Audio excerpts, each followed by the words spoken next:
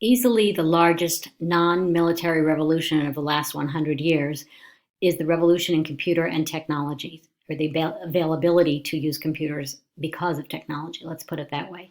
For somebody like me, who's 59 years old, this encompasses a short period of my life, and yet it has come to dominate my life and the lives of most people in ways we never could have expected. So if you look at this, this is a graph from 2005, and I would imagine things are very, very different 15 years later. If you look at the first category, how people use computers, email or instant messaging, it's about 88%. I would guess that that's closer to 100% today. Playing games, 50%. Based on the number of kids I see on their iPads playing games in middle school, I would guess that's much higher too. Banking online is only 30% 50 years ago, 15 years ago. What do you think has made that so popular now? What is it about the computer that people now feel more connected to it? No pun intended. I think part of it is the faster connections we have and the freedom it gives you. As we've often said, what would this quarantine period look like 15 years earlier? It would be virtually impossible to do so many of the things that we're doing. So it all began right after World War II, using a lot of the technology developed for war. In 1959, a man named Robert Noyce designed the first integrated circuit, and in 1968, he and another man figured out how to integrate these circuits using both memory and computing functions, and this was called the microprocessor.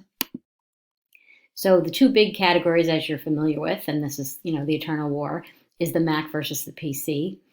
Steve Jobs founded Apple Computer, and in 1984, the first Macintosh computer was invented and sold, and he developed the technology of using a mouse. IBM, which for years was the largest technology company, created the PC in 1981, and Bill Gates founded the Microsoft software and the Windows operating system. So these two together dominated the market and still do. And by the late 1990s, email revolutionized both the workplace and the home. How we communicate with others changed dramatically. Also in the late 1990s, there was what they called the dot-com economy. People were creating online businesses right and left and seemingly making money overnight. But as we know, stocks don't always represent the real value of a company, and many of these went bust in the early 2000s.